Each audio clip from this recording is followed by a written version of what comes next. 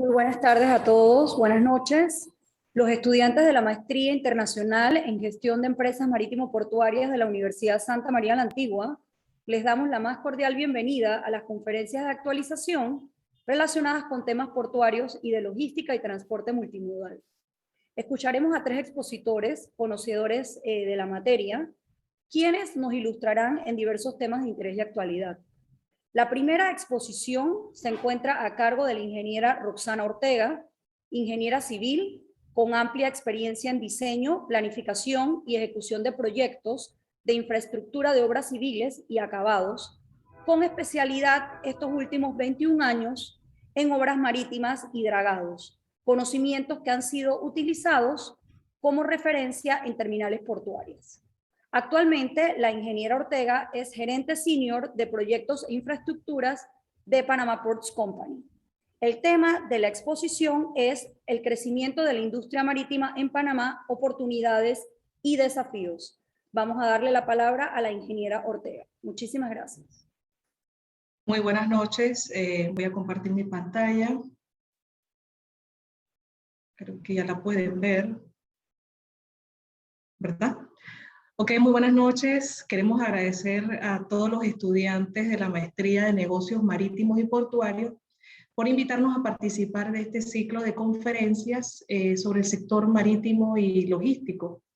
Nosotros como Hutchinson Ports PPC consideramos que estas son excelentes oportunidades para que todos los profesionales de esta casa de estudio y los invitados que nos acompañan puedan conocer de primera mano la experiencia de empresas multinacionales como la nuestra, que han venido a Panamá a invertir y a ser parte de este desarrollo del hub logístico.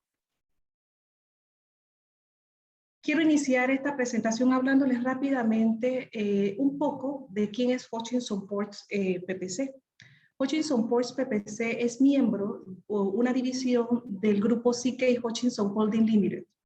CK Hutchinson Holding Limited se encuentra entre las empresas más grandes que cotiza en la Bolsa de Valores de Hong Kong. CK Hutchinson tiene 5 negocios principales: puertos, servicios relacionados, comercio minorista, infraestructura, energía y telecomunicaciones. Hutchinson Ports es el principal inversionista, desarrollador y operador portuario del mundo, con una red de operaciones portuarias de 52 puertos que abarca en este momento 26 países, Asia, Medio Oriente, África, Europa, América y Australasia. Para que tengamos una idea, en el 2020, Hutchinson Ports manejó un throughput combinado de 83.7 millones de teus. Hutchinson Ports puso sus ojos en Panamá a mediados de los 90, considerando principalmente la posición geográfica, la conectividad que ofrecía con América Latina y el Caribe, y eso lo vamos a ver más adelante, no solo por la influencia del Canal de Panamá, que siempre ha sido la razón de ser de Panamá, sino también por el potencial del desarrollo del ferrocarril que también se estaba dando en los 90. También por el transporte por carretera, que en una distancia tan corta y segura entre ambos océanos. Estamos hablando de 80 kilómetros que nos separa entre el Pacífico y el Atlántico. Pero ¿qué pasaba en Panamá con el movimiento de los contenedores?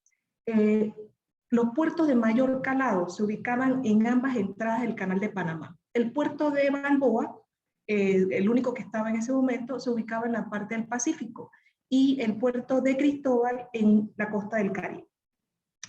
Estos puertos fueron construidos entre el 1914 y 1919 como parte de las obras complementarias del Canal de Panamá y fueron administrados por el gobierno norteamericano hasta 1979.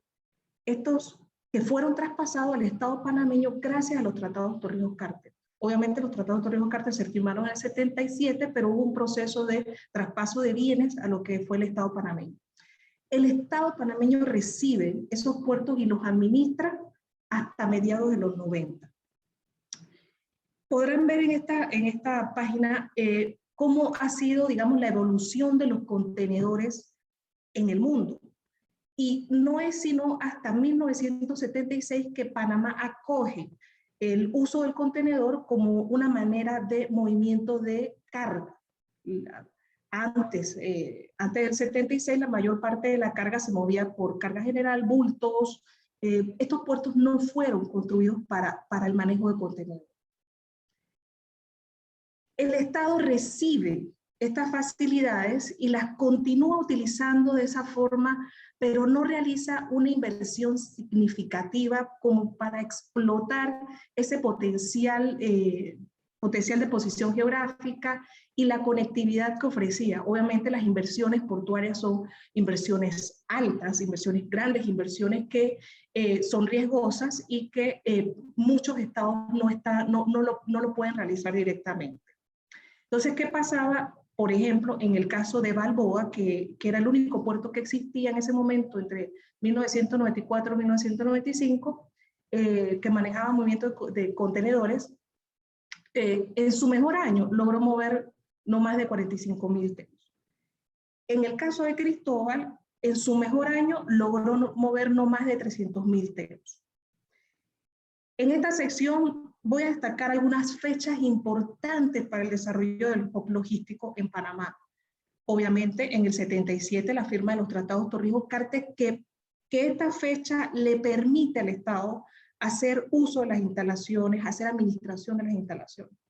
En el 79 pasa formalmente los puertos de Panamá a la administración de la Autoridad Portuaria Nacional, y en el 93 se realiza la primera concesión de un puerto en Panamá, lo que era el puerto de Cocosolo Sur, luego vino el puerto de Cocosolo Norte, posteriormente los puertos de Balboa y Cristóbal, el ferrocarril, que también es fundamental para el hub logístico, y por último, el último puerto, el de Rotman, que se concesionó en el 2008. Entonces, en este momento, Panamá cuenta con una plataforma multimodal única en la región. Ofrece la mejor solución logística para tener inventarios, y más adelante lo van a ver por qué, porque somos un hub que puede mantener inventario y cerca para diferentes puntos de demanda. Esto nos permite a nosotros reaccionar con inmediatez y a las oportunidades que se dan en la región, más ahora en este momento. Estamos viviendo el tema de la pandemia. Tenemos como número 1 el Canal de Panamá. Según los últimos números y estadísticas por la Autoridad del Canal de Panamá, en octubre tenemos como principales usuarios los Estados Unidos, China, Japón, Corea del Sur, Chile. El ferrocarril interoceánico, que en una distancia de 80 kilómetros ofrece una conexión directa entre el Pacífico y el Atlántico, conexión sin interrupciones, salvo algunos eventos que se han dado en Panamá en donde han interrumpido el movimiento de contenedores por el ferrocarril en el área de Colón. El sistema de carreteras es un sistema que está en buenas condiciones, que conecta las zonas francas, las zonas de carga, la zona libre de Colón, el área de Panamá Pacífico, importante para el desarrollo del área del Pacífico, los centros de acopio, los centros de distribución de mercancía, el aeropuerto de Tocumen. Obviamente, esta conectividad de canal, ferrocarril y sistema de carreteras se consolida con la conexión a los 5 puertos, los 2 del Pacífico y los 3 del Caribe. Toda esta infraestructura instalada son un activo de clase mundial en la región, y en donde podemos ver que se pueden realizar 3 formas de transbordo que no se da en ninguna parte del continente, ni se va a dar por las características geográficas de Panamá. Hacemos transbordo barco-barco, transbordo puerto-ferrocarril-barco, transbordo puerto-camión-puerto, y esto entre el Pacífico y el Atlántico. Veamos cómo se ha desarrollado el movimiento de contenedores en Panamá a la fecha. Como podrán observar, el movimiento de contenedores creció exponencialmente comparado con la época que era administrado por el Estado panameño. Entre 1995 y 1994, el movimiento de contenedores en Panamá era casi nulo. Las proyecciones, según la Autoridad Marítima de Panamá, hasta el 24 de noviembre que pude actualizar, digamos, esta gráfica, indican que podemos llegar este año a 8.6 millones de teus. Por lo general, cuando uno observa esta gráfica, uno llega a la conclusión de que ha aumentado el movimiento de carga, tenemos que construir más puertos, tenemos que desarrollarnos, tenemos que correr a desarrollarnos. Pero esta primera conclusión básicamente llega porque tendemos a colocar a todos los puertos en una sola bolsa. Y esto no podemos hacerlo, tenemos que analizar lo que es el conglomerado de puertos del Caribe y el conglomerado de puertos del Pacífico. Y les voy a explicar por qué. Veamos qué ocurrió en el lado Pacífico en estos últimos años. El máximo volumen alcanzado por las dos terminales fue de 3.46 millones de teros en el 2014. 3.23 millones del puerto de Balboa, 0.23 del puerto de PCA. En el 2016 se realiza la inauguración del canal ampliado, pero el movimiento de carga venía bajando en un 9%. En el 2017 prácticamente no hubo crecimiento, no bajó, pero tampoco subió. En el 2018 hubo un bajón drástico de 13%, y entre el 2019 y 2020 vuelve a subir en un promedio de 9% cada año. En el 2021 es probable que en el área del Pacífico subamos los 3.46 millones de teos, que era como nuestra medida en el 2014. Pero este valor del 2021 hay que verlo con pinza, porque el sistema portuario alrededor del mundo en este momento está, digamos que en una incipiente recuperación por los efectos del COVID, por lo que las tendencias de crecimiento tenemos que seguir evaluándola mes a mes. Nosotros hacemos las revisiones, digamos, en tanto valores locales de la Autoridad Marítima de Panamá, que los presenta cada mes, como internacionalmente, y verificamos si esto se puede estar manteniendo a largo plazo. Obviamente en este momento tenemos la situación de las otras variantes del COVID, que también pudieran ver afectado otros puertos, otras actividades, otras economías. Pero en paralelo a la situación del COVID, nosotros ya veníamos analizando lo que pasaba en el Pacífico, y surgían muchas preguntas. Por ejemplo, la ampliación del canal atrajo carga nueva. El nuevo puerto vino con carga, porque vas a crear un puerto porque puede haber carga y puede aumentarse. Entonces esas preguntas se mantienen. Obviamente estamos en una condición bastante atípica de que comparado con otras regiones, Panamá ha tenido crecimiento, pero en transbordo. Vamos a seguir revisando.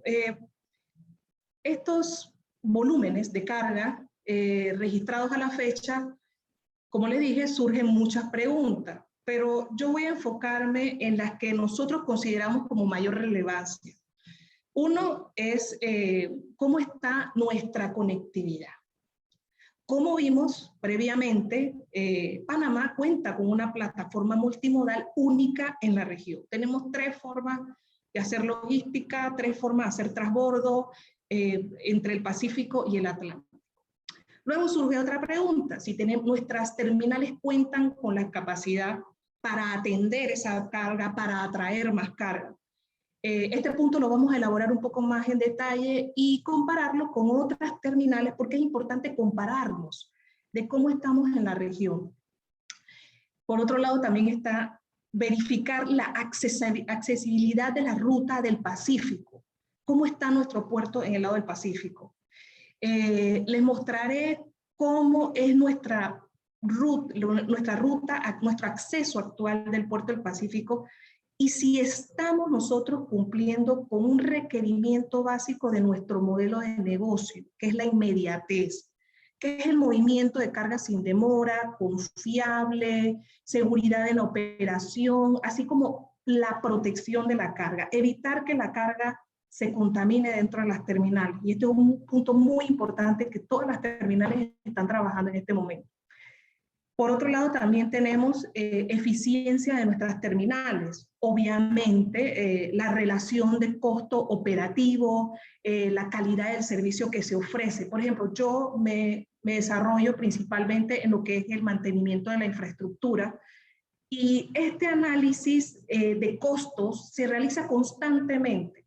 debemos evitar nosotros convertirnos en unas terminales caras, que podemos tener conectividad, podemos tener toda una red de un hub logístico, pero si nos volvemos costosos, no, eso nos resta eficiencia, nos resta competitividad. Y todo esto impacta directamente nuestro hub logístico.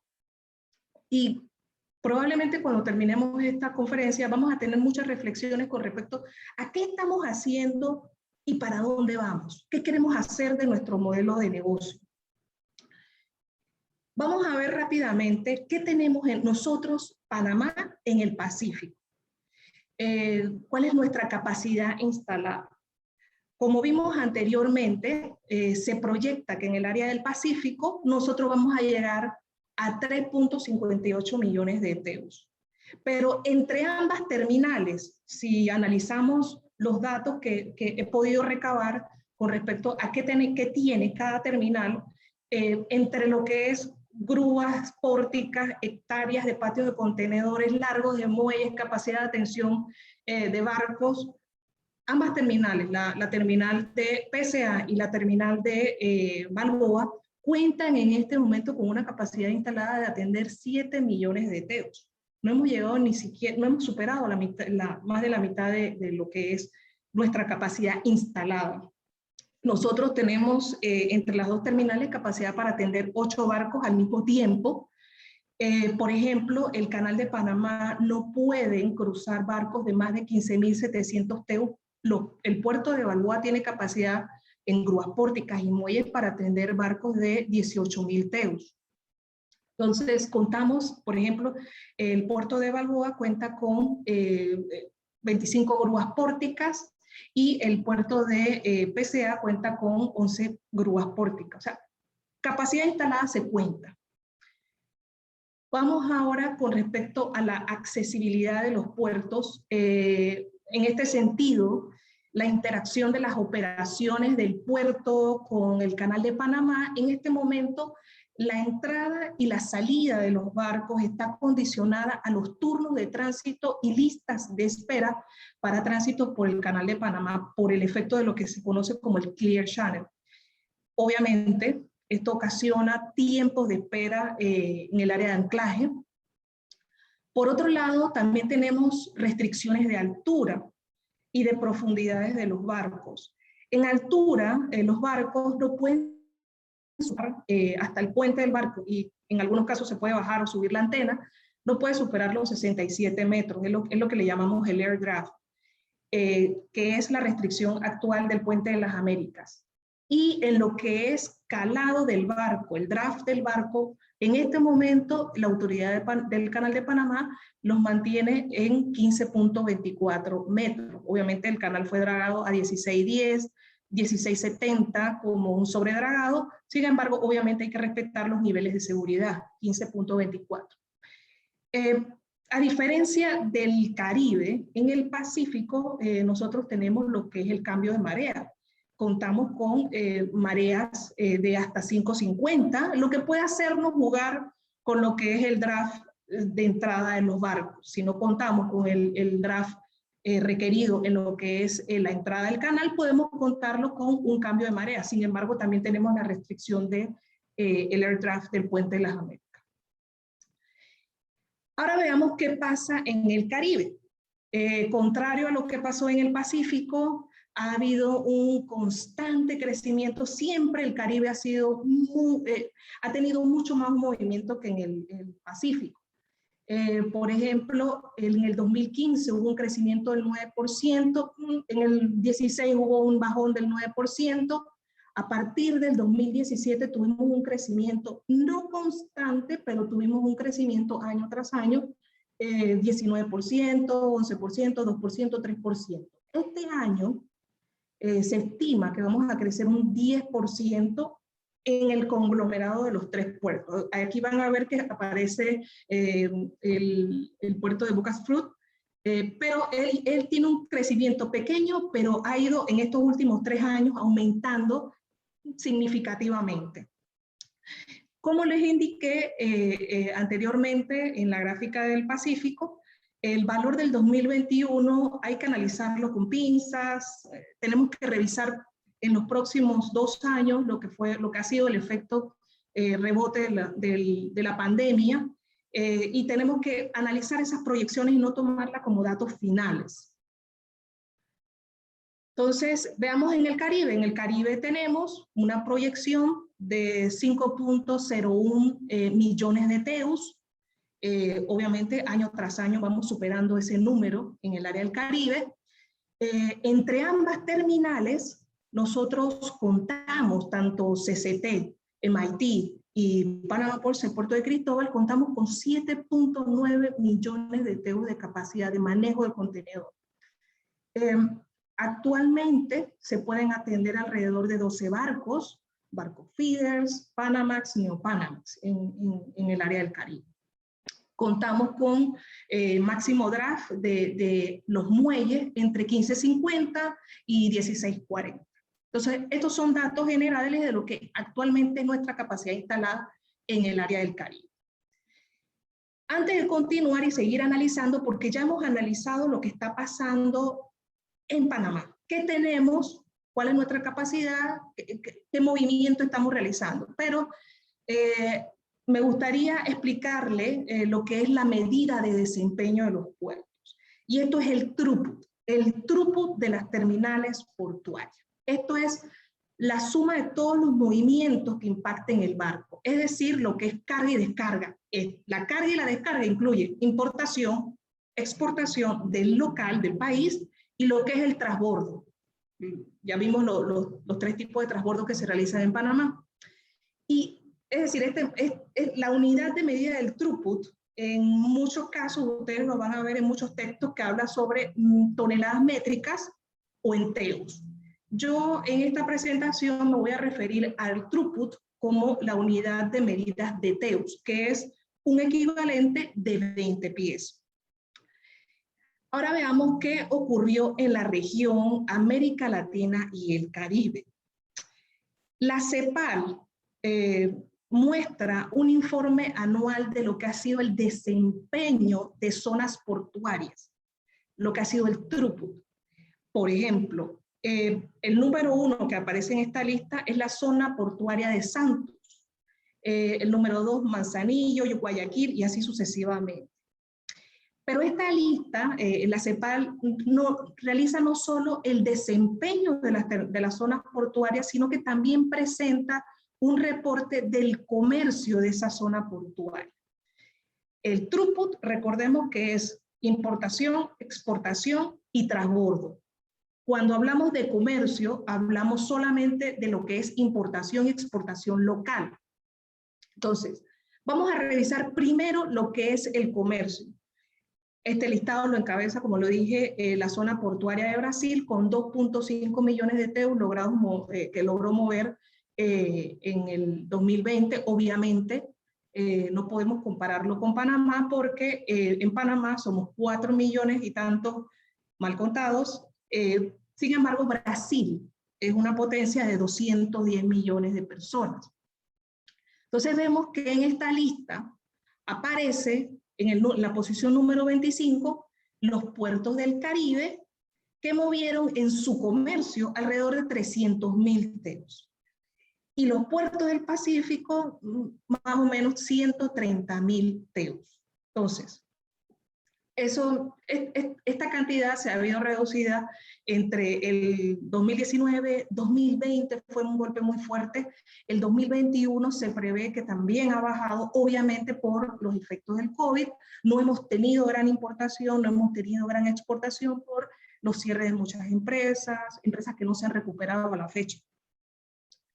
Entonces, ahora veamos qué ocurrió con el desempeño de las zonas portuarias, de las diferentes zonas portuarias.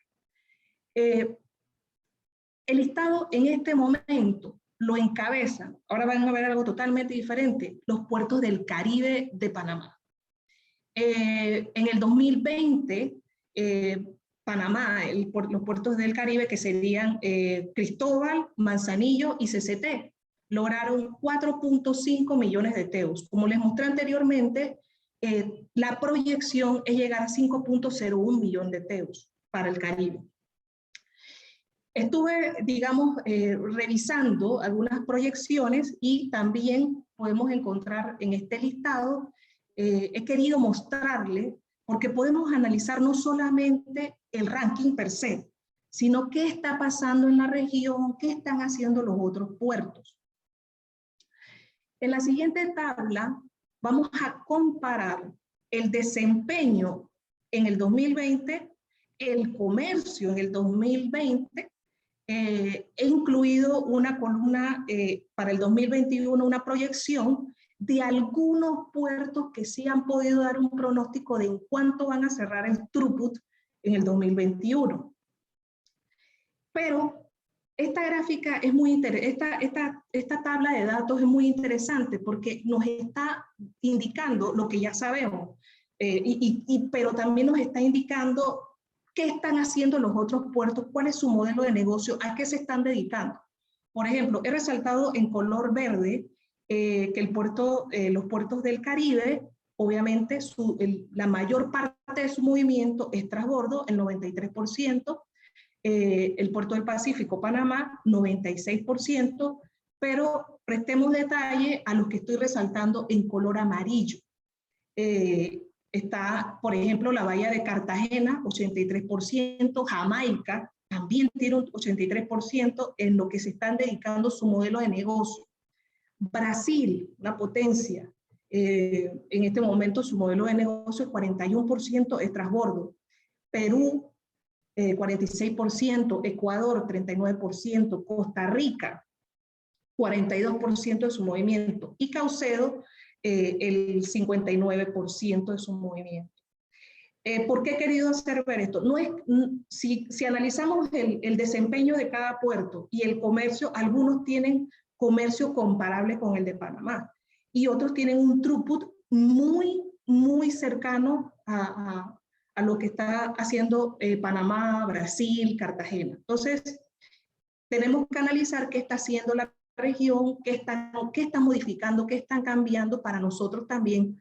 No verlo como una competencia, sino como una posible comunicación, rutas que podemos ofrecer. Nosotros como Panamá podemos ofrecer valores agregados. Ese es el tipo de análisis que se debe realizar, más que pensar que son una competencia directa para Panamá. Hay que sacarle provecho a ese crecimiento de la región. Veamos rápidamente cómo está ahorita mismo compuesto la zona portuaria de Santos, en Brasil.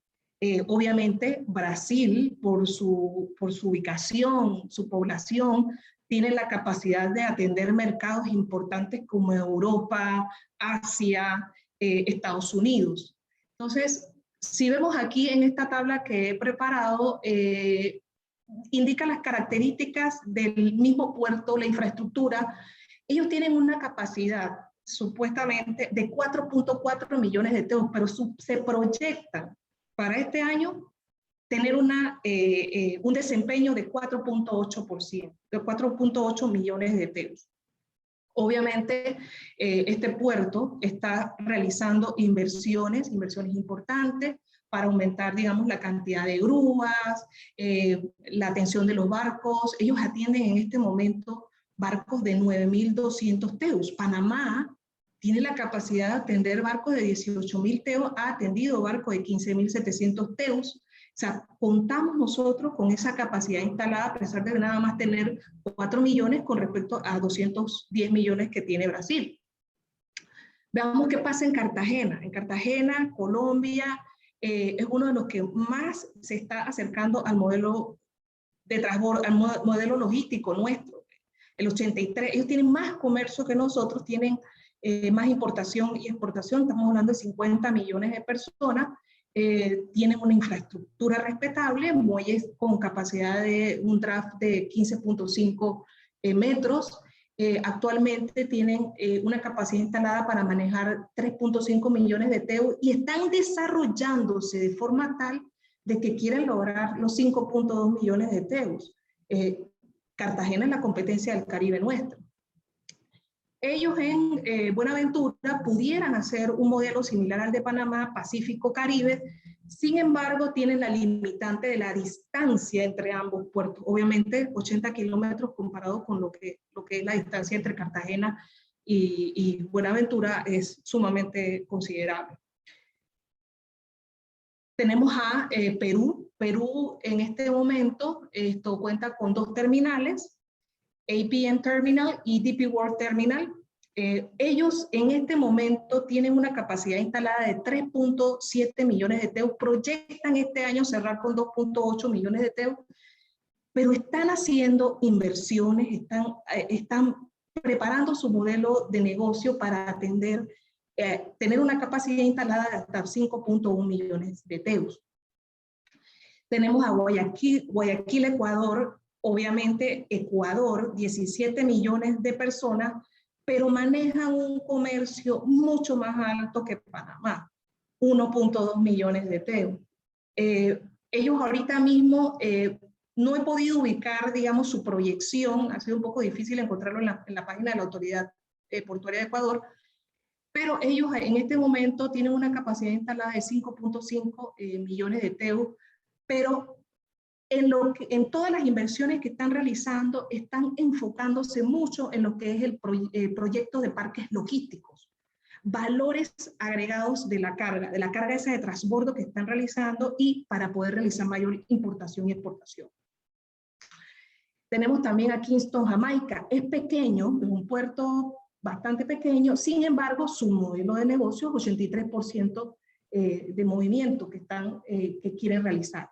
Son barcos que tienen muelles que tienen draft de hasta 13 metros y tienen una capacidad instalada de 2.8 millones de TEUs y obviamente están haciendo inversiones para llegar a 3.6 millones de TEUs. Tenemos también a Caucedo, República Dominicana. Este puerto está haciendo en este momento inversiones importantes para poder duplicar su capacidad de movimiento de contenedores. Este también es un modelo de negocio que puede ir no hay competidor o puertos pequeños. Ellos pueden hacer su modelo de negocio similar al de Panamá. Entonces, obviamente ya hemos visto toda la capacidad instalada de los puertos en Panamá. Estamos viendo cómo está el resto de la región. Y esto nos trae a nosotros muchos retos, principalmente los retos de eficiencia. Somos terminal que tiene más de 20 años de estar operando y llega un momento en donde nosotros tenemos que mejorar la capacidad y la habilidad de nuestra fuerza laboral, crear condiciones de infraestructura que sean aptas y seguras para el movimiento de los contenedores, este tipo de carga de alto riesgo, revisar nuestros procesos internos para el manejo de carga y esa interacción con las autoridades gubernamentales para que el proceso sea realizado de manera inmediata, sin demora, no lo podemos perder de vista. Entonces, obviamente, tenemos lo que es tareas pendientes, que es la competitividad, análisis de la eficiencia de la operación, reducción de los costos. Como les dije, nosotros, y estoy segura que todas las terminales hacen lo mismo, es el análisis de costos para evitar que nos volvamos terminales costosas. La conectividad, el mejoramiento de las rutas terrestres, sí es preocupante cuando se realizan los cierres de calle, cuando se realizan los paros, porque no se afecta a una sola industria, se le afecta a todo el hub logístico, a la credibilidad que nosotros podemos dar de dar un servicio ininterrumpido. Y también está muy importante lo que es la visión del Estado, la visión de las autoridades, el análisis que realizan al modelo de negocio, la cooperación que le brindan el gobierno a todo lo que son las terminales portuarias y esos costos de cargo fijo que se le realizan a todo lo que es el movimiento de contenedor. Obviamente eso impacta al cliente final. Para terminar, me gustaría hacer algunas reflexiones con respecto a lo que es el desarrollo de nuestro hub logístico. No podemos perder como nuestra hoja de ruta una logística eficiente que es sin demoras, y segura. Pero es crítica la participación del Estado. Realizar un análisis de los puertos y por rutas. Implementar planes de mejoras de nuestra forma logística. Se han hecho ciertos ajustes a lo que es las inspecciones de los barcos, las inspecciones de los contenedores. Sin embargo, tenemos que mejorar esa eficiencia y más si estamos incrementando los costos de movimiento de carga. Aplicar una sinergia en lo que es la actividad del Canal de Panamá con la actividad de los puertos. Ambas actividades son cruciales para lo que es el Producto Interno Bruto en Panamá. Más del 30% es logística. Y se deben promover actividades logísticas integrales. Las terminales portuarias pueden tener control de lo que realizan en su concesión. Sin embargo, cualquier proyecto que se realice alrededor de las terminales puede afectarla positiva o negativamente. Obviamente, mientras más comunicación hay entre el Estado, entre las terminales portuarias, inclusive con los operadores, con las navieras, mejor tendrá desarrollo nuestro hub logístico. Quiero agradecer la invitación a esta conferencia. Estoy abierta a preguntas que tengan. Voy aquí a dejar de compartir.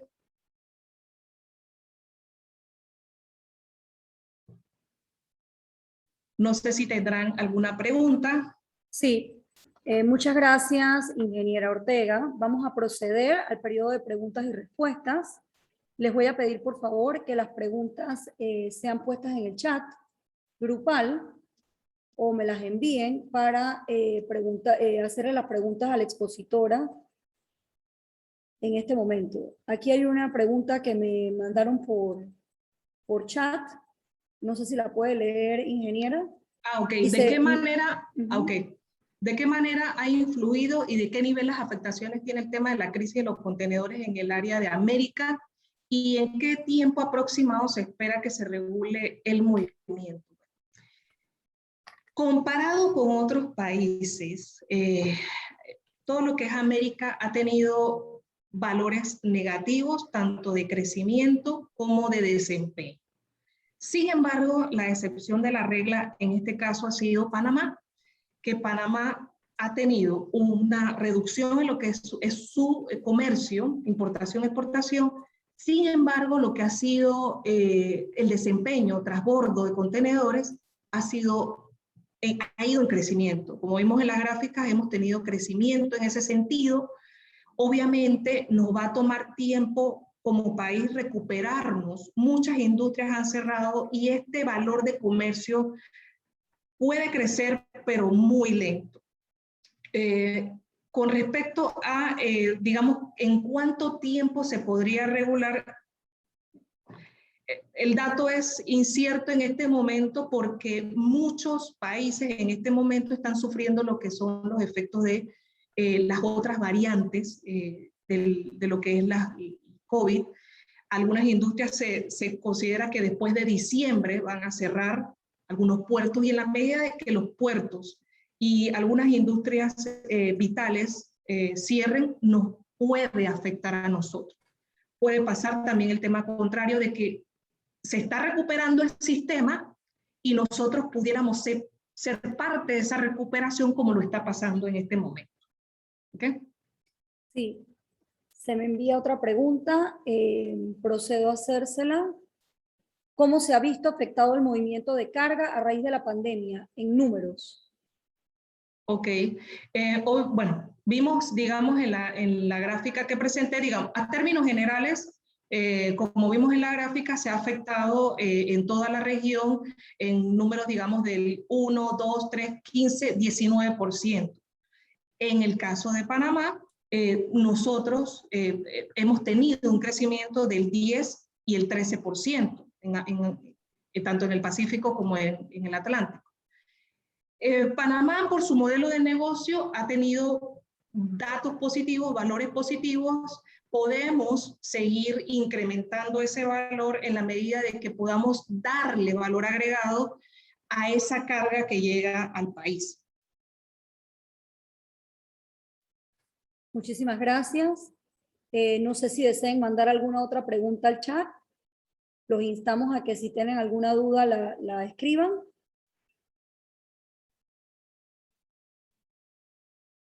De lo contrario, le agradecemos a la ingeniera Ortega su presencia. A ver, me parece que vi, ¿no? Le agradecemos a la ingeniera su presencia en esta conferencia. Si gusta, se puede quedar con nosotros. Y si necesita retirarse, pues no hay ningún problema. Muchísimas gracias, ingeniera. El siguiente expositor, tenemos al siguiente expositor. Él es un CEO de Kensa Logistics. Es el licenciado Justin Facey, quien tiene cerca de 30 años en el sector de gestión de carga. Es CEO regional para México, Guatemala, El Salvador, Panamá, República Dominicana y Cuba. El tema de su conferencia es Shipping y Logística, pasado, presente y futuro. Con ustedes, el licenciado Facey. Bienvenido, licenciado. Muchísimas gracias, Cristina. Pues primero que nada, gracias a Alexandra por la invitación a esta plática. Y felicidades a Roxana por su presentación, muy iluminante, y la verdad me gustó mucho varios temas que comentó, que complementan además un poco lo que estamos viviendo y lo que yo voy a presentar también en mi presentación. Voy a compartir mi pantalla, a ver si todo el mundo lo puede visualizar correctamente.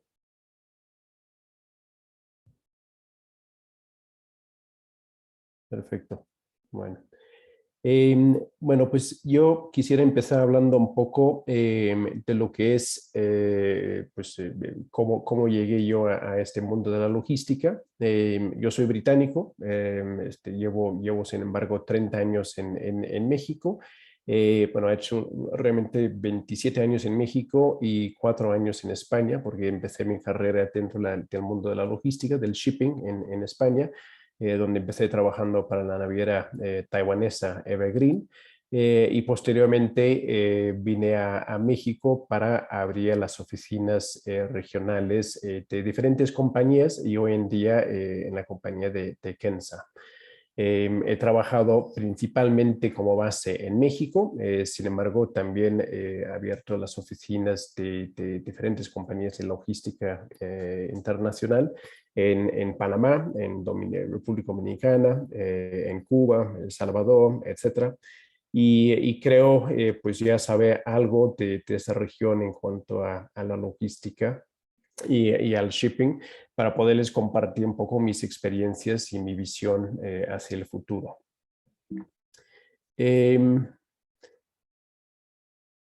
Primero, México y Panamá. Hay muchas similitudes, muchas diferencias, pero también hay muchas similitudes, ¿no? Y así como similitudes, también pues veo muchas oportunidades para ambos países. Para empezar, pues las diferencias, pues obviamente México tiene una superficie pues bastante extensa, de más de 2 millones de kilómetros cuadrados, contra 75,000 kilómetros cuadrados en Panamá. A nivel de población, pues estamos hablando de aproximadamente 128 millones de habitantes en México versus 4 millones en Panamá. Sin embargo, por otro lado, hay una serie de similitudes, ¿no? Geográficamente tenemos ambos países costas en los mismos océanos, por un lado el Pacífico y por otro lado el Atlántico o el Caribe. Y luego, geográficamente, estamos posicionados en puntos estratégicos que nos permite tener acceso tanto vía el shipping como vía tierra a pues la Mesoamérica, Panamá en la parte sur, México en la parte norte, pero con una serie de países entre medio y hacia el Caribe que presentan oportunidades. Y no solamente dichos países, sino también el gran mercado de Estados Unidos. México principalmente por tierra y Panamá por la vía marítima. previo a lo que hoy vivimos como la pandemia, la situación logístico y de COVID a nivel mundial, había, digamos, pues una serie de expectativas o proyecciones tanto para Panamá como para México, ciertamente quizás más estables, más proyectables, no tan dramáticos como hoy estamos viviendo en el mundo de la logística, donde, pues, por ejemplo, Panamá, pues muy enfocado en en la parte del crecimiento del canal, el tránsito interoceánico, y más negocio, pero más negocio principalmente como hub logístico, ¿no? Por otro lado, México, pues previo a la época de la pandemia, también previo al cambio del gobierno actual, que es un factor que siempre hay que considerar cuando proyectamos el futuro de cualquier negocio o cualquier país. Pero previo a la pandemia, pues México se estaba preparando para una proyección más industrial, de construcción, de fabricación de cualquier cantidad de productos para el mercado principalmente de Estados Unidos. Sin embargo, también para otros países de la región, tanto en el Caribe como hacia Sudamérica, ¿no? Después vino pues el cambio de gobierno y eso ciertamente afectó un poco esa proyección y esa visión de estabilidad y de crecimiento industrial, porque pues el gobierno actual pues tiene otras ideas sobre lo que debería ser el futuro de México o lo que podría ser el futuro de México a nivel de la región, ¿no? Posterior a ello, pues como todos sabemos, pues empezó la cuestión del COVID y hubo una parada completa a nivel mundial, tanto industrial como logístico, ¿no? Todo el mundo proyectaba pues una muy lenta recuperación, no se proyectaba un consumo enorme del consumidor típico y definitivamente en algunos países así fue, ¿no? O sea, la reactivación económica que ha vivido o la actividad económica que se ha visto en diferentes países desde que empezó la cuestión del COVID no ha sido igual en todos los países. En Europa, pues hay un descenso de consumo, mientras que en Estados Unidos hay un aumento del consumo. Un consumo muy diferente a lo que había previo a la pandemia, pero ha habido un sorprendente crecimiento del consumo en Estados Unidos, lo cual ha puesto en gran medida en jaque a diferentes sectores, toda la producción a nivel mundial prácticamente se ha visto sorprendido de este gran nivel de consumo. Y eso ha afectado definitivamente a la parte logística, sobre todo al shipping. Entonces, eso nos lleva pues a lo que hoy estamos viviendo, donde tenemos lo que podemos llamar una tormenta perfecta en la logística, donde, pues como muchos saben, hay cierres intermitentes de puertos, sobre todo en China, ¿no? China toma la cuestión del COVID con una seriedad muy superior a lo que se vive en otros países. Donde pues por un solo caso de COVID es posible que cierren una terminal y eso después lleva semanas o meses para la recuperación del flujo de los contenedores vía dicho puerto, ¿no? Adicional a ello, pues una demanda impresionante, sobre todo en el mercado de Estados Unidos, que es donde hoy la inmensa mayoría de las navieras están enfocando su atención, pero no logran o entrar en China o salir de China y por ende cuando llegan a Estados Unidos también se encuentran con pues una serie de dificultades enormes para la descarga de los buques, ¿no? Esto lleva a que otros mercados también se ven afectados y definitivamente en la parte de la producción de los productos, de los insumos, de materias primas, etcétera, pues se están rompiendo o se han roto muchas cadenas de suministro. Y hoy estamos con que está en México hoy en día típicamente se paga 15, 16 mil dólares para un contenedor desde Asia y apenas hace un año se estaba pagando pues un promedio de 1,000, 1,500 dólares, ¿no? Entonces eso nos lleva hoy a una inflación debido a los costes de productos muy importantes.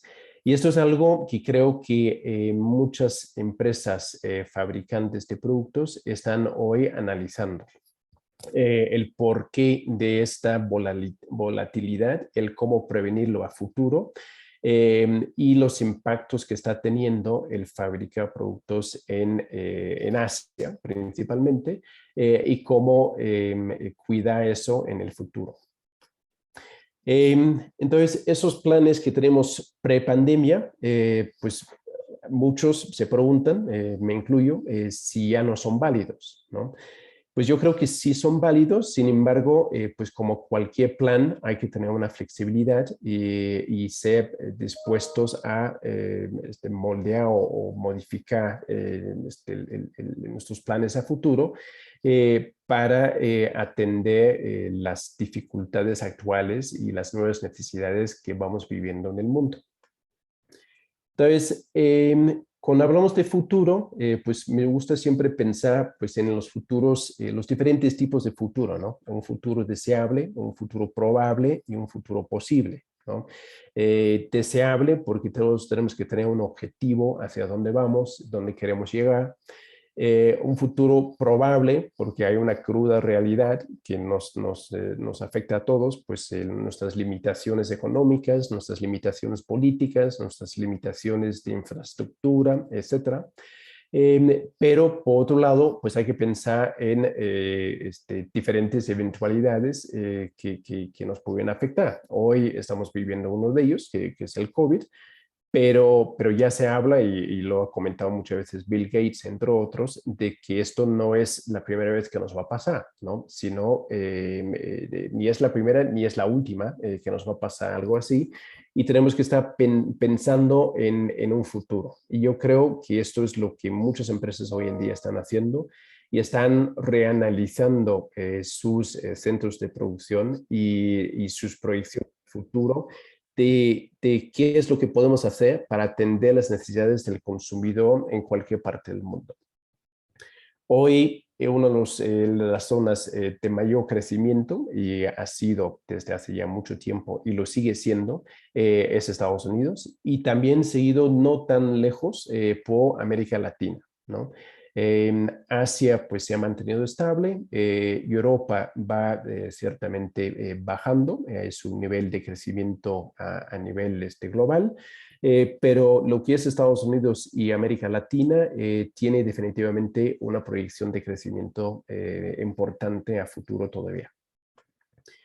Entonces, regresando al punto de México y Panamá, pues son dos países con dos posibles caminos y dos posibles destinos, o quizás no. Se habla de pues el Panamá como un free trade zone, como un hub logístico. Se habla de México como una potencia industrial, ¿no? Pero yo más bien creo que ahí están las oportunidades invertidas para ambos países. Panamá definitivamente pues se ha especializado y lo ha hecho muy bien el ser un free trade zone, un hub logístico para la transferencia de contenedores, también aéreo, quizás en menor medida, pero también es un hub aéreo para la región. Y México, por otro lado, pues su potencia industrial, pues sí es muy importante, ¿no?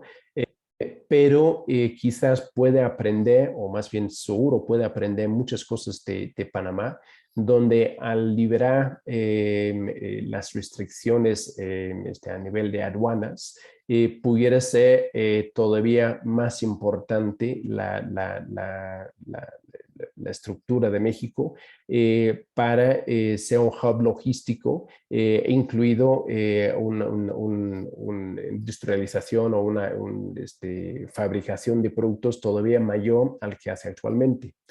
Porque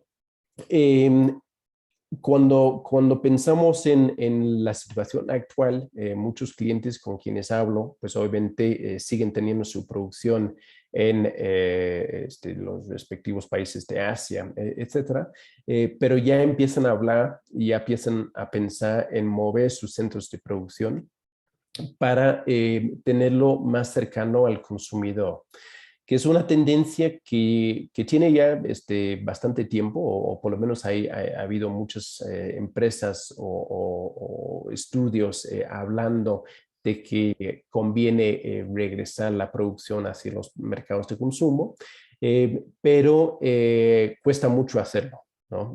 No se hace de un día para otro. Asia sigue siendo una zona de consumo muy importante, pero con la situación actual de los fletes, la estabilidad logística que se vive en muchos puertos del mundo y sobre todo en Asia, cada vez es más fuerte el argumento para regresar o traer la producción hacia los países de consumo. Entonces, ahí es donde veo las grandes oportunidades tanto para México como para Panamá. Antes de proyectar un futuro, pues siempre pensamos, pues, qué tenemos y tanto de áreas de oportunidad como áreas de fortaleza, ¿no? Actualmente vivimos una volatilidad muy importante en los mercados logísticos, un futuro bastante incierto, complejo de proyectar un futuro. Muy ambiguo en sus diferentes alternativas o oportunidades, ¿no? Sin embargo, por otro lado, pues en nuestra región, o sea, lo que son las Américas, tanto en México como en Panamá, tenemos que buscar pues el conocimiento, el talento, más colaboración entre nosotros mismos y agilidad, que creo que es uno de los factores más importantes de tanto Panamá como México. Esa agilidad y esa cercanía a los países de consumo permite reaccionar mucho más rápido a las necesidades, ¿no? Y eso es realmente lo que muchos de nuestros clientes nos empiezan a comentar hoy en día. Viendo un poco las ventajas de ambos países, pues tenemos un México con relaciones comerciales muy establecidas, sobre todo con Estados Unidos, pero también tiene muchos tratados de libre comercio firmados con otros países y regiones. Hay una calidad profesional importante, tanto en comercio como en ingeniería, sobre todo a nivel de producción. México hoy es uno de los principales países fabricantes de automóviles, entre otros muchos productos. Y tiene algunos, no todos, sus logísticos, procesos logísticos y procesos aduanales optimizados para ciertas industrias. Sin embargo, ahí en la parte logístico y aduanal es donde hoy todavía México tiene una gran oportunidad y creo que es de las cosas que Panamá ha hecho muy bien y México podría hacer mucho mejor. Mientras tanto, en Panamá, pues obviamente tiene un excelente ambiente para los negocios en cuanto a tasas impositivas de impuestos. La digitalización de las empresas en Panamá es cada vez mayor y hay ciertamente cada vez más inversión extranjera en manufacturas, pero ahí es donde, así como en México tiene la oportunidad de mejorar su aspecto aduanal, Panamá tiene una gran oportunidad para el aumento de la producción e inversión en producción para la fabricación de artículos para repartir y para distribuir en la región. A nivel geográfico, pues un poco lo que comentamos al principio, México hacia el norte, Panamá hacia el sur, y en el centro pues nos encontramos con una serie de países también con potencial de consumo. El Caribe pues también no deja de ser una zona de oportunidad. Y desde ambos países, de diferentes maneras, se puede llegar perfectamente a lo que es el mercado de Estados Unidos y también, como no, hacia Europa y hacia Asia desde ambas costas, ¿no? Y eso me lleva a pensar un poquito en lo que es la flota mercante, ¿no? Como hablamos, las empresas buscan traer la producción más cercana a los países de consumo, no solamente por una cuestión de cercanía al consumidor, sino pues cada vez más empresas piensan en el impacto ecológico de sus actividades, ¿no? Y él está moviendo buques para arriba, para abajo, para la transportación de mercancías y no solamente productos finalizados, sino también desde el carbón para la fabricación de energía. Está llevando a que más y más empresas estudian su impacto en el ambiente, su huella de carbono, y piden a sus empresas de logística y también a sus productores en el mundo que reduzcan su efecto en el ambiente o en lo que es su contaminación de sus productos. Entonces vemos hoy buques, las mismas navieras se están preocupando por ello. Ellos están buscando métodos de energía para el movimiento de sus buques más limpias. Pero por otro lado, vemos, por ejemplo, en un caso reciente que conocí de Australia, donde la fabricación de acero que actualmente se está haciendo en China principalmente, hay empresas que lo están empezando a producir cada vez más en misma Australia para evitar el movimiento del carbón hacia China y el regreso del acero hacia Australia. Entonces hay ya algunos movimientos a nivel mundial que pudieran afectar el tamaño de la flota mercante a nivel mundial. Y hay una serie de personas que proyectan que en el futuro pudieran haber una menor cantidad de buques en el mundo, justamente por ello, porque las empresas empiezan a pensar en traer la producción hacia los países de consumo para tener sus productos más cercanos a sus consumidores, para ser más ágiles en la adaptación de sus productos hacia sus consumidores y también para reducir su impacto ambiental en el mundo. Entonces, realmente pues vemos tanto para México como para Panamá una serie de alternativas bastante viables, ¿no? A mi manera de ver las cosas, pero tenemos que potenciar desde Panamá y desde México los valores añadidos, la producción, no enfocarnos solamente en un aspecto, como por ejemplo un hub logístico o solamente un centro de producción, sino también añadir más valor a la presencia en cada país, donde pues Panamá creo que tiene la oportunidad importante de aumentar su inversión en la producción de materias y de productos para el consumo.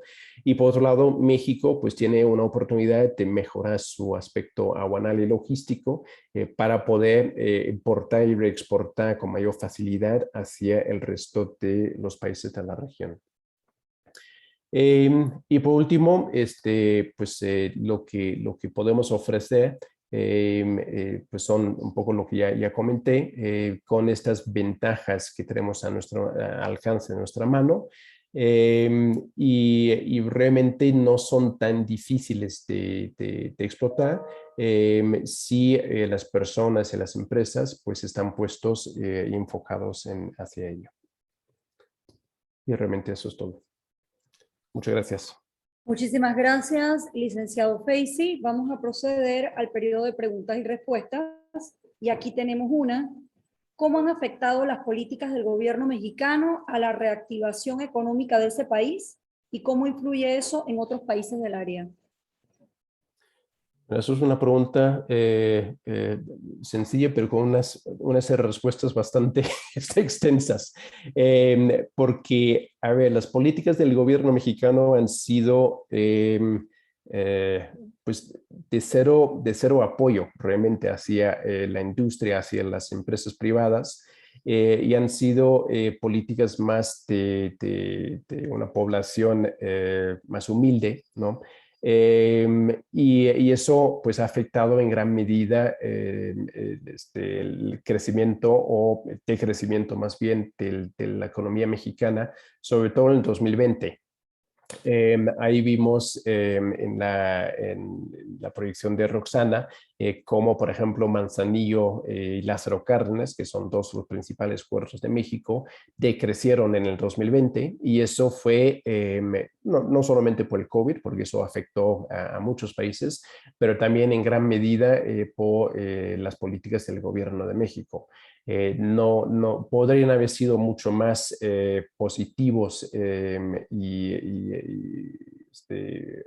podrían haber apoyado mucho más las empresas para no afectar tanto. Yo sé de muchos clientes que han tenido que cancelar proyectos, cancelar inversiones importantes. Y eso pues algún día se pagará o se está pagando hoy por falta de algunos negocios que hoy deberían estar en México. Pero bueno, como todo, pues espero que se aprenda de estas experiencias y que, bueno, en el futuro, pues el gobierno que siga, pues no cometa los mismos errores. Muchísimas gracias.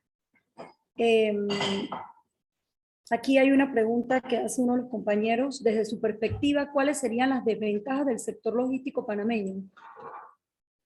A ver, el principal ventaja es bueno, son muchas realmente. Tiene una situación geográfica muy importante, tiene una experiencia enorme. En la zona de Colón, pues una cantidad de almacenes de distribución muy importantes, con pues las facilidades aduanales que tiene. Sin embargo, desventajas, yo no le veo tantas desventajas, ¿no? Son más bien ventajas en el sector logístico panameño. Honestamente, cuando hoy en día yo estoy haciendo una serie de estudios para algunos clientes que están proyectando mover su producción desde China a Panamá, y bueno, a la región, y cuando me preguntan a dónde moverlo, mi primera recomendación por las facilidades aduanales, sobre todo, y por su ubicación geográfica, es Panamá. Hoy justamente tuve una conferencia con un fabricante importante de juguetes a nivel mundial, y ya están hablando y pidiéndonos asesoría y apoyo para crear o montar una fábrica en Panamá, primero almacén y después fábrica para producir artículos en Panamá y desde ahí destruir a toda la región, principalmente el Caribe y Centroamérica. Muchísimas gracias. Tenemos otras dos preguntas. ¿Qué hemos aprendido de esta pandemia que no debemos repetir a futuro a nivel logístico? A ver, para empezar, bueno, lo que proyectan nuestros clientes o lo que varios clientes nuestros, tanto en Estados Unidos como México, planean es incrementar sus niveles de stock, ¿no? En lugar de logística de just in time, se está volviendo una proyección de just in case, ¿no? Donde pues necesitan tener stock de emergencia de los productos cercanos a sus centros de consumo para no tener una situación similar o tratar de evitarlo en lo posible en el futuro, ¿no? Ahora, eso es fácil decirlo, pero no tan fácil cumplir, porque hoy en Estados Unidos se habla de que aunque todo el mundo dejara de consumir mañana en Estados Unidos, los importadores y fabricantes en Estados Unidos tardarían un mínimo de 10 meses para reponer sus niveles de stock prepandemia.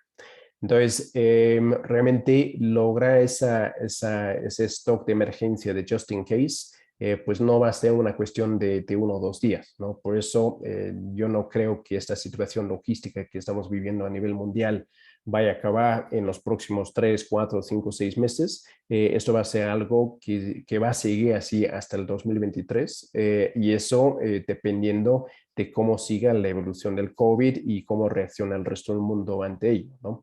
Entonces, realmente tenemos mucho que aprender todavía. Y por lo mismo, el traer la producción hacia los países más cercanos de consumo tiene mucho sentido. No es fácil, definitivamente, pero tiene mucho sentido. Y yo creo que cada vez vamos a ver más de ello y bueno, hay que estar preparado para ello. Creo que esto último que acaba usted de mencionar guarda relación con la última pregunta que vemos aquí en el chat, que dice, ¿cree usted que Latinoamérica podría optar por desarrollar nuevos mercados o quizás vías internas para lo que es el suministro u obtención de productos y de no tener tanta dependencia de Asia? Esto buscando como alternativa que pueda volver a suceder algo similar como lo que es la pandemia, ¿no? Sí, no, definitivamente. Es una gran oportunidad para Panamá y para México. No todos los países tienen esta oportunidad, sobre todo por su situación geográfica, de tener 2 costas, el Atlántico y el Caribe, permite un acceso hacia Estados Unidos que sigue siendo el rey del consumo hoy en día. Pero también hay que ver hacia otros países, tanto hacia el sur como hacia el centro de América. Entonces, definitivamente esto es una oportunidad, una alternativa para muchas empresas y cada vez son más los que están mirando hacia Panamá y hacia México para tanto distribuir como para fabricar productos. Muchísimas gracias al expositor Justin Facey por su participación. Lo invitamos a que nos acompañe al resto de la conferencia, si le parece bien. Y bueno, pasamos a la última exposición, que se encuentra a cargo del director ejecutivo de la Asociación de Armadores de Panamá, el licenciado José Di Jerónimo, quien tiene 30 años de experiencia en la administración de barcos, durante los cuales laboró en Panamanian Carriers Corporation.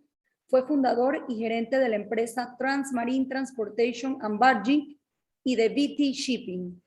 El tema de su exposición es bunkering logístico. A continuación, el expositor Di Jerónimo. Bienvenido. Bueno, buenas noches a todos. Nada más para probar si me escuchan y pueden ver la presentación. Claro que sí. Ok, bueno, interesante seguir después de estas dos charlas. Yo realmente estaba tratando de orientar un poco más esto hacia lo que hacemos como Bunker en Panamá, que definitivamente es un negocio que se desarrolló aprovechando nuestra situación, nuestra ubicación geográfica, el estar junto al canal, y básicamente lo que hacemos es un negocio que es 100% de logística, de almacenamiento y distribución de combustible. Para muchos, cuando hablamos de búnker, pues resulta un término nuevo. Algunos piensan que estamos hablando de cosas de guerra, y realmente de lo que estamos hablando es del combustible para barcos. Y por eso durante esta presentación voy a tratar más que nada de tratar de involucrarlos en lo que es esta actividad. Yo, a la vez de ser el director ejecutivo de la Asociación de Armadores Panameños, también soy de la Asociación de Búnker de Panamá. Por eso es que puse los logos de Búnker y no de ARPA en esta presentación. Y pues por la razón de ella, ¿no? Queremos hablar principalmente de esta actividad de combustible. Para entender un poco de qué es el búnker es uno de los productos que básicamente es el desperdicio que queda cuando agarramos y estamos refinando combustible. Por muchos años fuimos conocidos mucho por ser the bottom of the barrel, el fondo del barril, lo que ya no sirve para nada, que queda como un desperdicio, entonces se trata de utilizar como un combustible residual. Y básicamente muchas refinerías lo que hacían era apoyarse en los centros de búnker para poder deshacerse de este desperdicio que quedaba después de producir los combustibles limpios, que son los que eran combustibles de alto rendimiento económico, como las gasolinas, los querosines, el diésel y demás. Esto ha cambiado bastante en los últimos años porque debido a esta tendencia de que queremos ser más amigables con el medio ambiente, han entrado en rigor varias regulaciones. La más fuerte de todas es la conocida como IMO 2020, en donde estos combustibles residuales, que en algún momento llegamos a utilizar prácticamente asfalto para alimentar las máquinas de los barcos con altísimos niveles de contaminación, han sido sustituidos por combustibles mucho más amigables con el medio ambiente, con niveles de azufre muy bajos y que tienen una gran cantidad de estos combustibles limpios dentro de ellos y que también han llevado a nuevos procesos de refinación para poderlos producir. Por ende, también son productos muchísimo más costosos de los productos que estábamos acostumbrados a ver hace 20 o 30 años.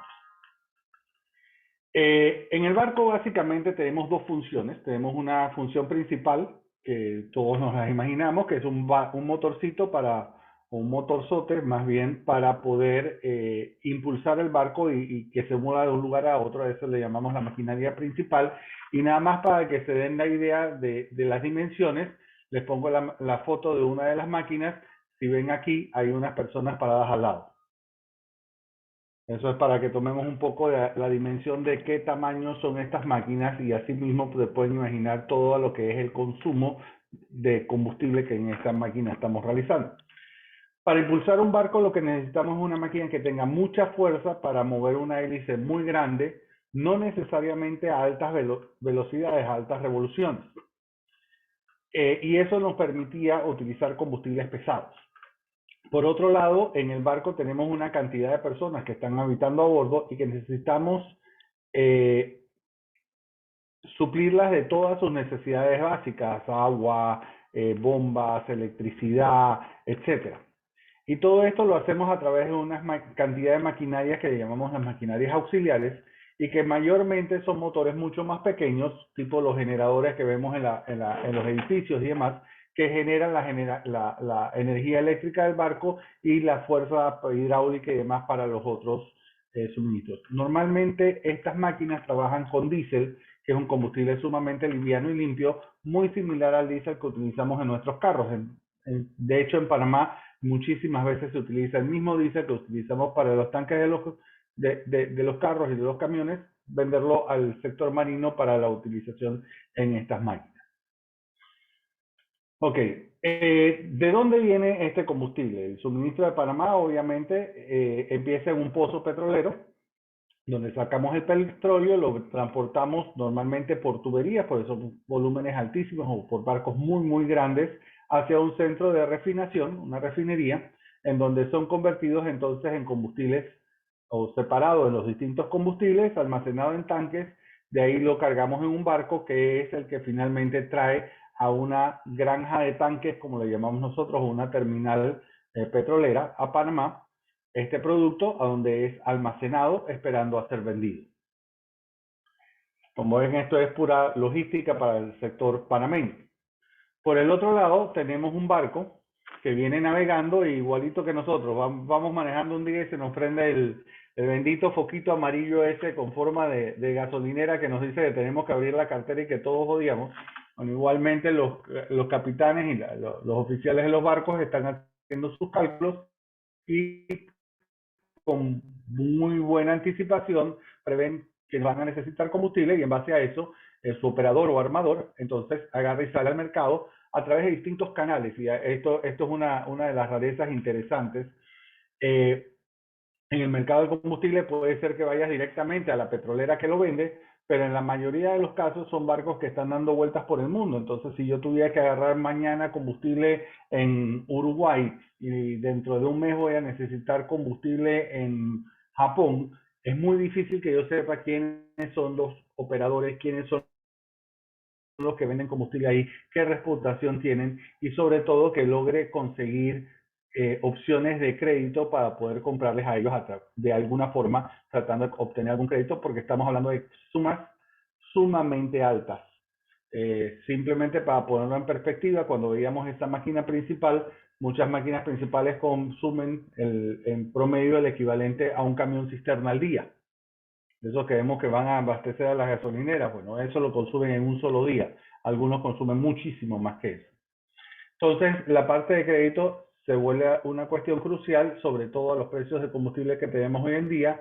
Una factura de toma de combustible que normalmente ocurre cada 3 a 4 semanas, podríamos estar hablando de que va en el orden de los 300 a 500 mil dólares hoy en día. Entonces, ahí se vuelven cruciales estas figuras de un broker o de un trader, que son unos intermediarios que lo que hacen es poderle dar al armador la información sobre quién es quién en el puerto, y por otra parte, ellos también actúan como una especie de un garante para poder obtener esas posiciones de crédito. También tenemos barcos que van regularmente siempre a los mismos lugares, entonces ya desarrollan suficientes relaciones para poder llegar a una petrolera. Una vez que se cierra la venta, la petrolera le avisa a esa granja de tanques donde había llegado el combustible que han hecho una venta y que tiene que cargar el combustible en una barcaza o un barquito petrolero pequeño, que es el que finalmente, cuando el barco está, en el caso panameño, esperando para transitar el canal, o que está en el muelle en Panama Ports o en cualquiera de nuestros puertos, y llega esta barcaza o este barquito, se le pega a un costado para despacharle entonces el combustible. Y ahí es a donde se cerraría entonces este ciclo. Es importante entender que los barcos, cuando agarramos y vemos Maersk, normalmente decimos, bueno, este es un barco de Maersk, y pensamos que Maersk es el dueño y que Maersk lo opere, que todo es Maersk. Pero en la mayoría de los casos, cuando estamos viendo barcos, nosotros puede ser que podamos identificar a uno solo de los operadores. Normalmente quien es dueño del barco lo ofrece un bareboat, lo ofrece en casco desnudo, o sea, ofrece simplemente el barco a una compañía que realmente es la que agarra, le pone la tripulación, los seguros, hace la parte de mantenimiento, de reparaciones, y lo pone listo para navegar. Pero ni siquiera esa compañía normalmente es quien sale a buscar fletes y a ofrecer el barco. Normalmente hay un tercer grupo de compañías que son los que lo reciben y entonces lo ofrecen, ya sea para que sean explotados en forma de viaje, o lo operen y vendan espacios o slots de contenedores y demás. Esa última compañía es entonces quien realmente es responsable de conseguir el combustible y de comprar el combustible. Entonces, es interesante ver esta figura, porque tenemos que entender que el combustible que le estamos vendiendo no se lo estamos vendiendo al dueño del barco, ni siquiera se lo estamos vendiendo a quien es el responsable de los tripulantes que lo están recibiendo, sino que se lo estamos vendiendo a una compañía que es básicamente una compañía de papel, que es un operador que no tiene mayores assets, mayores activos, y que al final del día quien le vende el combustible tiene que creer en ellos, cerrar un negocio, darle una capacidad de crédito que muchas veces no tiene mayor respaldo fuera del mismo combustible en sí. Y al final del día, si este señor no paga, pues tenemos un lío en donde tienes que ir a demandar, a arrestar, y que alguien de los demás tendrá que pagar.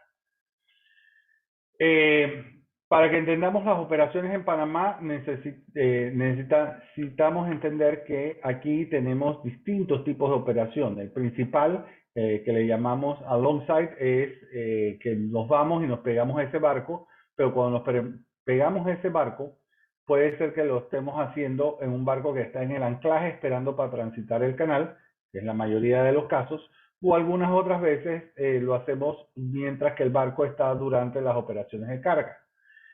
Lo que nos diferencia grandemente del resto del mundo es que nosotros tenemos un anclaje en donde los barcos llegan, no necesariamente esperando para entrar al puerto, sino que están esperando para poder transitar el canal. Eso es similar a que nosotros tengamos una luz roja en una de las avenidas de alto tránsito y nosotros pongamos un servicio para llenarle el tanque a los carros mientras que están esperando en el semáforo. Eso es básicamente lo que hacemos nosotros aquí en la operación de búnker. Aprovechamos ese tiempo para reabastecerlo con combustible en el anclaje mientras que ellos esperan para transitar. La gran ventaja que le da eso al armador es que si lo fuera a hacer en algún otro lugar, muchas veces tiene que parar sus operaciones, incluso desviar el barco para poder llegar a un puerto donde reciba el combustible, mientras que aquí aprovecha ese tiempo muerto que tiene esperando para transitar y ahí recibe el combustible. Simplemente esa función hace que al tomar tu combustible en Panamá te ahorres cerca de medio día, 3/4 de día, en algunos casos un día entero o más.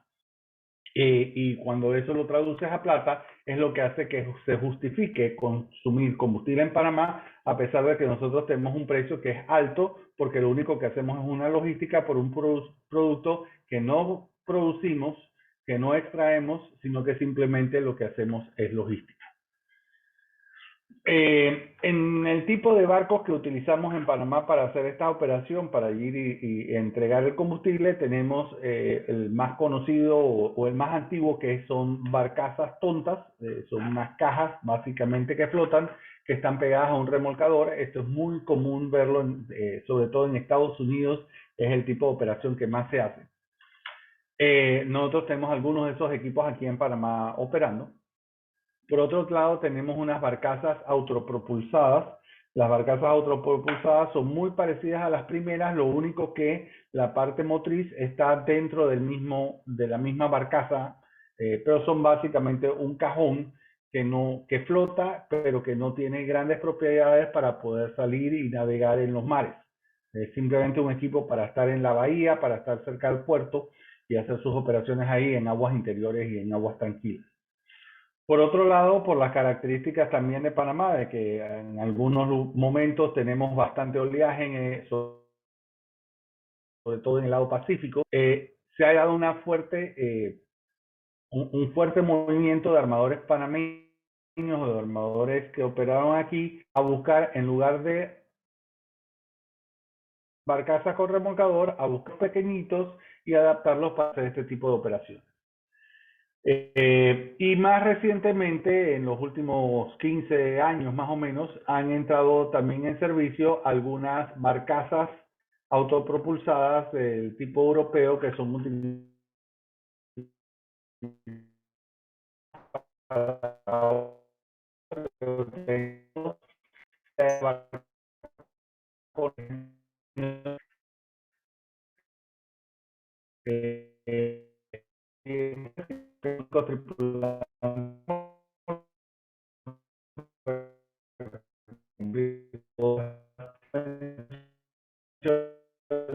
y el remolcador llevar varias barcazas y tiene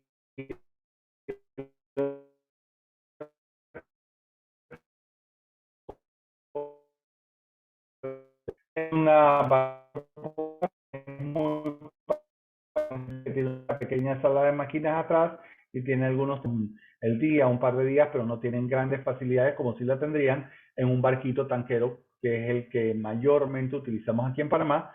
Son barcos pequeños, de 3.000 a 10.000 toneladas, que sí podrían ir a cualquier lugar del mundo, que pueden salir a navegar y que tienen todas las facilidades a bordo para tener a sus operadores, y que son sumamente interesantes porque tienen todas las normas de seguridad y demás, y tienen que cumplir con las regulaciones casi igual que un barco internacional. Por último, lo que les decíamos es que tenemos una cantidad de barcazas que llegaron en los últimos años que son más bien de tipo europeo. Es una mezcla o un híbrido entre esa primer barcaza que veíamos autopropulsada y un barco tanquero. Lo que pasa es que por las características de que es para aguas interiores, entonces no tiene una proa muy pronunciada, el puente está prácticamente al mismo nivel, entonces no tiene las características para realmente hacer viajes largos. En cuanto a su maniobra, tenemos barcos con una sola propela, una sola hélice, tenemos algunas con hélices que cambian el ángulo de sus aspas para poder hacer la operación, pero la mayor tendencia es a utilizar lo que llamamos twin screw, que son barcos que tienen dos máquinas, y eso les permite tener mucha mayor maniobrabilidad, cosa que sea más rápida y sencilla la operación de control. Algunos tienen un bow thruster, que es una hélice transversal en la parte de adelante, algunos tienen incluso una hélice transversal en la parte de atrás, y esos son equipos que ya entonces le permite incluso hacer movimientos laterales al buque. Nada más que para mostrarles un poquito de estadísticas, Panamá realmente tiene un esfuerzo que se hizo hace ya más de 15 años de levantar muy buena estadística en el sector de búnker y que nos diferencia muchísimo y que nos permitió posicionarnos a nivel global y entender un poco lo que somos. Aquí hay una anécdota muy interesante, y es que cuando comenzamos en el año 2004, 2005, a hacer los a organizarnos como industria, nos reunieron y nos hicieron hacer una especie de plan de negocio, hacer un FODA de la industria, hacer nuestra misión y nuestra visión como centro de búnker en Panamá. Y nosotros decíamos que, bueno, que nuestra visión era en el año 2015, después de la ampliación del canal, ser uno de los principales centros de bunkering de América, ser el principal centro de búnker de América. Y para sorpresa nuestra, cuando levantamos las estadísticas, ya éramos el primer centro de abastecimiento de barcos en la región. Entonces, a ese nivel estábamos desfasados. Hoy en día sí tenemos muy buena información que nos permite estudiar, entender cada uno de nuestros casos. Y pues, como pueden ver aquí, pues tenemos una industria que es prácticamente cíclica. Tenemos un alto consumo en los últimos 3 meses del año, en el último trimestre y en el primer trimestre. Y esto es consecuencia de los picos de consumo que tenemos por las festividades de fin de año, por un lado, y por el otro lado coincide con las exportaciones de muchos productos estacionales que llevan a que Panamá concentre gran demanda de combustible. Como pueden ver, pues salvo un ajuste que tuvimos aquí entre el año 2013 y 2014, pues la tendencia de Panamá siempre ha sido a ir en alza, incluso a través de la pandemia, pues sí, como a todos, nos agarró, nos afectó, nos pegó, los volúmenes se cayeron temporalmente, pero la industria de búnker en Panamá en ningún momento paró. Se siguió despachando combustible en todo momento, y la mejor noticia que podemos tener ahora mismo es compartirles que en el mes de octubre, el mes pasado, ya logramos operar los volúmenes totales del año 2020, lo que nos muestra una muy buena recuperación, y la estimación que tenemos para finalizar este año es que vamos a finalizar alrededor de un 10% por encima del año 2019, ya cercano a los 5 millones de toneladas. Cuando arrancamos este movimiento, fíjense, en el año 2009 apenas estábamos llegando al 1,5 millones de toneladas anuales. Esto es para ver un poco lo que les decía del ciclo. Empezamos el año fuerte, nos caemos hacia mitad y volvemos y nos recuperamos siempre hacia finales del año. No sé si tienen alguna pregunta o algo que quisiera que les aclarara. Sí, profesor, perdón, expositor, ya la costumbre. Licenciado Di Jerónimo, le tengo varias preguntas. Mire, la primera es, pues como todos sabemos, el precio de los contenedores durante este periodo se ha incrementado enormemente. Quisiéramos saber, proporciones guardadas, cuáles son las variaciones en el costo de los combustibles. ¿Qué nos podría decir sobre ello? ¿También ha sufrido un alza visible? Hay un alza visible, pero es un alza igual que el que estamos viendo todos nosotros, similar al que estamos viendo todos nosotros cuando vamos y compramos combustible en una bomba de servicio. Hay un alza por falta de producción, por un lado. pero lo que más está llevándonos hacia el alza y nos hace ver un futuro en donde seguirá subiendo o incrementándose el precio es por exactamente lo mismo que presentaron los dos expositores anteriores, sobre todo Justin. Hoy en día tenemos una gran demanda de fletes, se están pagando fletes muy altos y eso lo que está haciendo es permitirle a los armadores, lo primero es pone la presión en el armador de tratar de aprovechar este momento y llevar tanta carga como sea posible, hacer tantos viajes como sea posible. Eso lo que lleva es que manden la orden al barco a ir a mayor velocidad para reducir los tiempos de tránsito. Y a mayor velocidad lo que hacemos es simplemente explotar con los consumos de combustible en los barcos. Entonces ahora mismo nos estamos enfrentando a un área muy interesante para nosotros porque el cliente tiene el dinero porque está en la mejor época de su vida cobrando fletes y por el otro lado está aprovechando y consumiendo altísimos volúmenes de combustible. La siguiente pregunta, no sé si usted tenga estos datos, igual se la voy a hacer. En Panamá, más o menos, ¿cuántos buques se atienden al día para el llenado de combustible?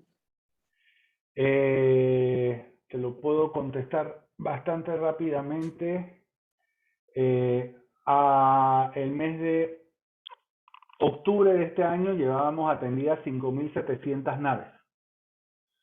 Si lo dividimos entre el número de días, estamos hablando de 300 días, casi 18 barcos por día más o menos lo que estamos atendiendo. Un 17, promedio. 18 barcos, exactamente. Es un promedio sumamente alto, sumamente interesante, sobre todo cuando tomamos en cuenta la cantidad de barcos que están transitando por el canal. Con relación a la pregunta que acabo de hacerle, ¿cómo ha incidido en los precios del combustible la introducción de la reglamentación OMI 2020 sobre el uso de combustible con menos azufre? Si es que ha incidido. Incidió bastante en los precios, sobre todo al principio los precios se dispararon muchísimo.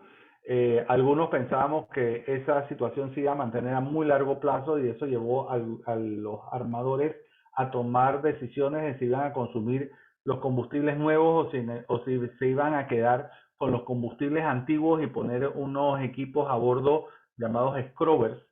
Realmente lo que hemos visto aquí en Panamá es una tendencia muy marcada a consumir los combustibles limpios.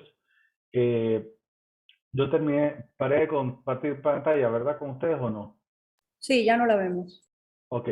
Sí, nosotros seguimos manteniendo nuestra estadística separada entre el combustible nuevo y el combustible, llamémosle viejo, altamente contaminante. Y hoy en día en Panamá podemos decir que cerca del 80% del combustible que se vende es el bajo en azufre y el combustible alto en azufre es apenas un 20-25%. Llevamos 738.000 toneladas versus 2.864 toneladas en lo que va del año. Muchísimas gracias. Nos gustaría saber si los precios en Panamá son competitivos con los de la región, o son más altos, más bajos. Usted nos dirá. Los precios de Panamá son competitivos. Definitivamente no somos el más barato en todos los mercados, sobre todo cuando hablamos de estos combustibles que son bajos en azufre. Tenemos países sudamericanos como Brasil, Argentina, que son fuertes productores de este producto y que obtienen muy buenos precios. Sin embargo, nuestro principal proveedor de combustible es el Golfo de Estados Unidos. Obviamente en el Golfo de Estados Unidos lo vas a comprar mucho más barato que en Panamá. Sin embargo, esto es similar a la tienda de conveniencia. Todos sabemos que la leche es más barata en el supermercado que en la tiendita de la gasolinera, pero cuando vamos camino a la casa, paramos a comprar gasolina y nos bajamos a la tienda de conveniencia. No nos vamos a bajar en el súper a caminar un montón para comprar un litro de leche. Eso es muy parecido a lo que pasa aquí. Hay muchos factores que inciden en que a pesar de que Panamá no tenga el precio más barato. Por último, ¿cuánto cuesta el cisterna de combustible en Panamá? Oh, ese sí es un buen dato. El que hizo esta pregunta no sé si es que está pensando, no sé, algún negocio será. Mira, más o menos podemos pensar que el combustible para el sector marino En principio tiene una fórmula de precio que lo que te ahorras es el impuesto de Panamá, que son 25 centavos por galón. Sin embargo,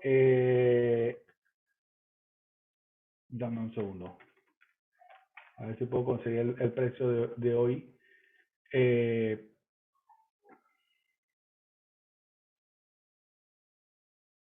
No me está mostrando el precio de hoy todavía.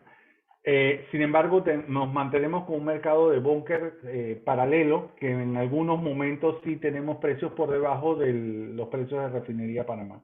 Pero la diferencia no es tan marcada. Básicamente son los 25 centavos por galón. Muchísimas gracias al señor expositor Di Jerónimo. Pues con su magistral exposición hemos concluido con las exposiciones programadas para la noche de hoy. Esperamos que hayan sido de provecho para todos los participantes. Agradecemos su participación en esta jornada nocturna y esperamos vernos próximamente en futuras presentaciones de actualidad e interés para todos, en especial para los que nos encontramos involucrados en el sector marítimo. Consideramos que es prudente y necesario, menester, continuar con este tipo de conferencias educacionales que nos permiten mantenernos actualizados con la situación diaria, que como sabemos bien es muy cambiante. Ha sido un placer haber compartido con ustedes y agradecemos a todos su presencia en la noche de hoy. Saludos a todos. No sé si la profesora Alexandra Curani, que nos ha acompañado en esta organización, quisiera dar unas palabras finales. Bueno, muy breve, darle nuevamente las gracias al expositor Justin Facey, a José Di Jerónimo, a la ingeniera Roxana Ortega, que nos han acompañado y nos han brindado su tiempo. La verdad que para nosotros es muy valiosa toda la información que nos han brindado y definitivamente va a ser de mucho provecho para nuestros estudios y para aumentar nuestros conocimientos en la materia. Sabemos que esta época del año es muy complicada y agradecemos de verdad el esfuerzo que han realizado por acompañarnos hoy. Le vamos a estar haciendo llegar la grabación de la conferencia, por si acaso quieren compartirlas también pues, con colaboradores. Y para el caso, para que sepan los expositores, para los estudiantes, muchos tienen con los profesores que organizamos el evento, el licenciado Roberto Aparicio, y me parece también que es el profesor Arroe, si no me equivoco, me corrigen si me equivoco. El pues profesor Chue, correcto, profesor Chue, disculpen. Hemos organizado pues junto con los estudiantes esta jornada y va a ser parte pues de trabajos finales del cuatrimestre. Observo que el expositor nos puso un chat en donde nos da la información última que se le requirió. Precio del cierre de hoy es 515 por tonelada de diésel y un cisterna tiene aproximadamente 330 toneladas. Para el que hizo la pregunta, aquí le queda resuelta la incógnita. No sé si el profesor Roberto Aparicio o el profesor Chue quieran también compartir algo, y por mi lado pues muchísimas gracias.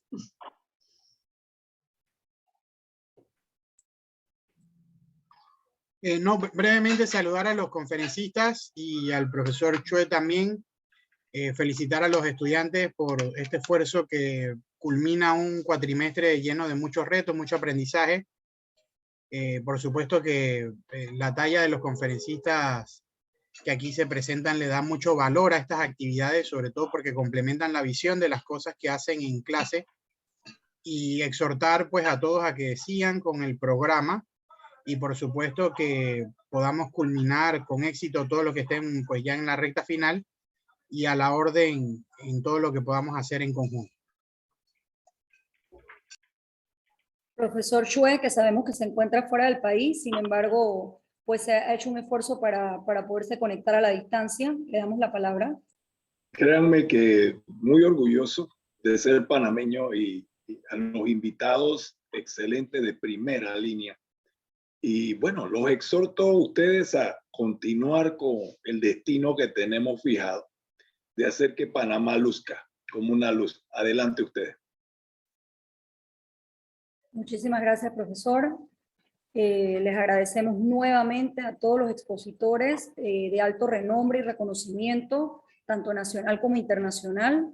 por habernos acompañado en esta noche y habernos brindado de su tiempo, que sabemos que no le sobra.